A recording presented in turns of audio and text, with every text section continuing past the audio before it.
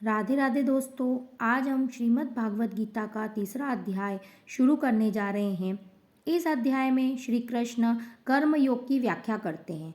वे अर्जुन को समझाते हैं कि कोई भी व्यक्ति एक क्षण के लिए भी कर्म किए बिना नहीं रह सकता।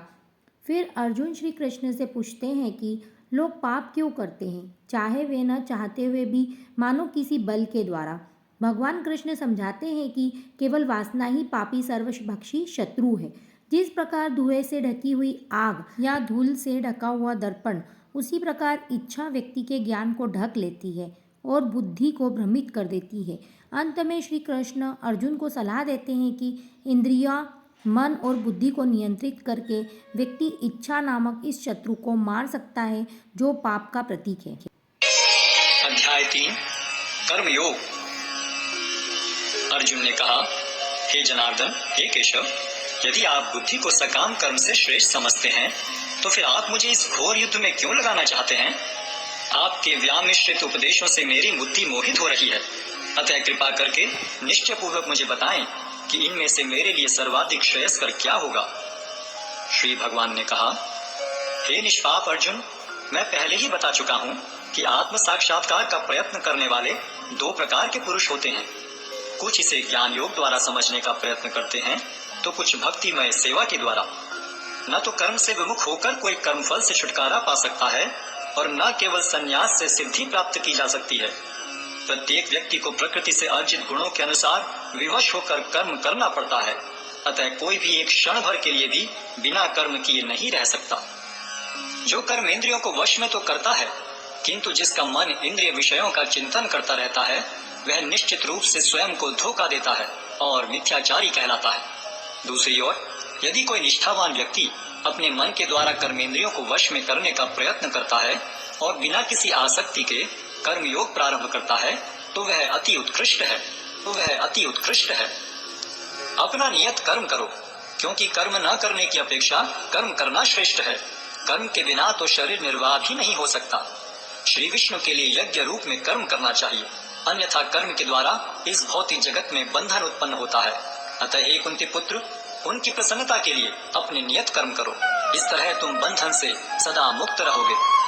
सृष्टि के प्रारंभ में समस्त प्राणियों के स्वामी ने विष्णु के लिए यज्ञ सहित मनुष्यों तथा देवताओं की संततियों को रचा और उनसे कहा, तुम इस यज्ञ से सुखी रहो, क्योंकि इसके करने से तुम्हें सुख पूर्वक रहने तथा मुक्ति प्राप्त करने के लिए समस्त वांछित वस्तुएं प्राप्त हो सकेंगी। यज्ञों के द्वारा प्रसन्न होकर देवता तुम्हें भी प्रसन्न करेंगे और इस तरह मनुष्यों तथा देवताओं के मध्य सहयोग से सबों को संपन्नता प्राप्त होगी। जीवन की विभिन्न आवश्यकताओं की पूर्ति करने वाले विभिन्न देवता यज्ञ संपन्न होने पर प्रसन्न होकर तुम्हारी सारी आवश्यकताओं की पूर्ति करेंगे। किंतु जो इन उपहारों को देवताओं को अर्पित किए बिना भोगता है, वह निश्चित रूप से चोर है। भगवान के भक्त सभी प्रकार के पापों से मुक्त हो जाते हैं, क्योंकि वे यज्ञ में अर्पित किए भोजन प्रसाद को ही खाते हैं। अन्य लोग जो अपने इंद्रिय सुख के लिए भोजन बनाते हैं, वे निश्चित रूप से पाप खाते हैं। सारे प्राणी अन्न पर आश्रित हैं, जो वर्षा से उत्पन्न होता है। वर्षा यज्ञ संपन्न करने से होती है और यज्ञ नियत कर्मों से उत्पन्न होता है। वेदों में नियमित कर्मों का विधान है और ये वेद साक्षात श्री भगवान से प्रकट हुए हैं। फलतः सर्वव्यापी ब्रह्म यज्ञ कर्मों में सदा स्थित रहता है। हे प्रिय अर्जुन, जो मानव जीवन में इस प्रकार वेदों द्वारा स्थापित यज्ञ चक्र का पालन नहीं करता, वह निश्चय ही पाप में जीवन व्यतीत करता है। ऐसा व्यक्ति केवल इंद्रियों की तुष्टि के लिए व्यर्थ ही जीवित रहता है। किंतु जो व्यक्ति आत्मा में ही आनंद लेता है तथा जिसका जीवन आत्म साक्षात्कार युक्त है और जो अपने में ही पूर्णतया संतुष्ट रहता है, उसके लिए कुछ कारणीय कर्तव्य नहीं होता। स्वरूप सिद्ध व्यक्ति के लिए न तो अपने नियत कर्मों को करने की आवश्यकता रह जाती है, न ऐसा कर्म न करने का कोई कारण ही रह जाता है। उसे किसी अन्य जीव पर निर्भर रहने की आवश्यकता भी नहीं रह जाती। अतः कर्म फल में आसक्त हुए बिना मनुष्य को अपना कर्तव्य समझकर निरंतर कर्म करते रहना चाहिए, क्योंकि अनासक्त होकर कर्म करने से उसे पर ब्रह्म की प्राप्ति होती है। जनक जैसे राजाओं ने केवल नियत कर्मों को करने से ही सिद्धि प्राप्त की। अतः सामान्य जनों को शिक्षित करने की दृष्टि से तुम्हें कर्म करना चाहिए। महापुरुष जो आचरण करता है, सामान्य व्यक्ति उसी का अनुसरण करते हैं। वह अपने अनुसरणीय कार्यों से जो आदर्श प्रस्तुत करता है, संपूर्ण विश्व उसका अनुसरण करता है। हे प्रथापुत्र, तीनों लोकों में मेरे लिए कोई भी कर्म नियत नहीं है। न मुझे किसी वस्तु का अभाव है और न आवश्यकता ही है, तो भी मैं नियत कर्म करने में तत्पर रहता हूँ।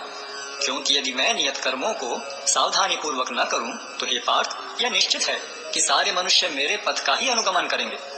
यदि मैं नियत कर्म न करूं, तो ये सारे लोग नष्ट हो जाएंगे।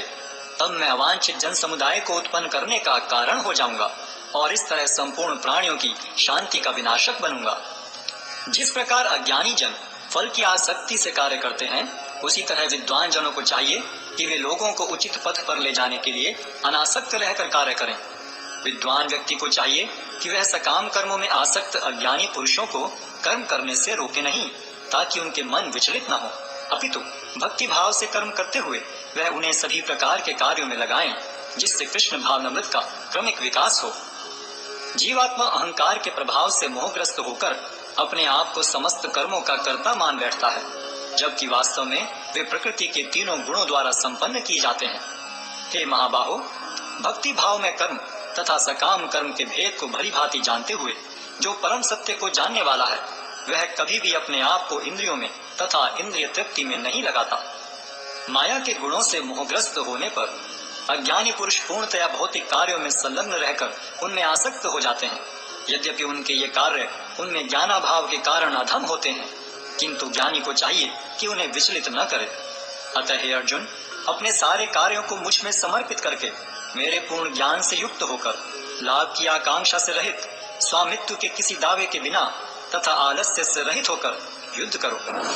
जो व्यक्ति मेरे आदेशों के अनुसार अपना कर्तव्य करते रहते हैं और ईर्ष्या रहित होकर इस उपदेश का श्रद्धा पूर्वक पालन करते हैं, वे सकाम कर्मों के बंधन से मुक्त हो जाते हैं। किंतु जो ईर्ष्यावश इन उपदेशों की उपेक्षा करते हैं और इनका पालन नहीं करते, उन्हें समस्त ज्ञान से रहित, दिग्भ्रमित तथा सिद्धि के प्रयासों में नष्ट भ्रष्ट समझना चाहिए। ज्ञानी पुरुष भी अपनी प्रकृति के अनुसार कार्य करता है, क्योंकि सभी प्राणी तीनों गुणों से प्राप्त अपनी प्रकृति का ही अनुसरण करते हैं। भला दमन से क्या हो सकता है? प्रत्येक इंद्रिय तथा उसके विषय से संबंधित राग द्वेष को व्यवस्थित करने के नियम होते हैं। मनुष्य को ऐसे राग तथा द्वेष के वशीभूत नहीं होना चाहिए, क्योंकि ये आत्म साक्षात्कार के मार्ग में अवरोधक हैं। अपने नियत कर्मों को दोषपूर्ण ढंग से संपन्न करना भी अन्य के कर्मों को भली भांति करने से श्रेयस्कर है। स्वीय कर्मों को करते हुए मरना पराये कर्मों में प्रवृत्त होने की अपेक्षा श्रेष्ठतर है, क्योंकि अन्य किसी के मार्ग का अनुसरण भयावह होता है। अर्जुन ने कहा, हे वृष्णिवंशी, मनुष्य न चाहते हुए भी पाप कर्मों के लिए प्रेरित क्यों होता है? ऐसा लगता है कि उसे बलपूर्वक उनमें लगाया जा रहा हो। श्री भगवान ने कहा, हे अर्जुन, इसका कारण रजोगुण के संपर्क से उत्पन्न काम है, जो बाद में क्रोध का रूप धारण करता है और जो इस संसार का सर्वभक्षी पापी शत्रु है। जिस प्रकार अग्नि धुएं से, दर्पण धूल से अथवा भ्रूण गर्भाशय से आवृत रहता है, उसी प्रकार जीवात्मा इस काम की विभिन्न मात्राओं से आवृत रहता है। इस प्रकार ज्ञान में जीवात्मा की शुद्ध चेतना उसके काम रूपी नित्य शत्रु से ढकी रहती है, जो कभी भी तुष्ट नहीं होता और अग्नि के समान जलता रहता है। इंद्रियां, मन तथा बुद्धि इस काम के निवास स्थान है। इनके द्वारा यह काम जीवात्मा के वास्तविक ज्ञान को ढककर उसे मोहित कर लेता है। इसलिए हे भरतवंशियों में श्रेष्ठ अर्जुन, प्रारंभ में ही इंद्रियों को वश में करके इस पाप के महान प्रतीक काम का दमन करो और ज्ञान तथा आत्म साक्षात्कार के इस विनाशकर्ता का वध करो। कर्मेंद्रियां जड़ पदार्थों की अपेक्षा श्रेष्ठ है। मन इंद्रियों से बढ़कर है, बुद्धि मन से भी उच्च है और वह आत्मा बुद्धि से भी बढ़कर है। इस प्रकार हे महाबाहु अर्जुन, अपने आप को भौतिक इंद्रियों, मन तथा बुद्धि से परे जानकर और मन को सावधान आध्यात्मिक बुद्धि से स्थिर करके आध्यात्मिक शक्ति द्वारा इस काम रूपी दुर्जय शत्रु को जीतो।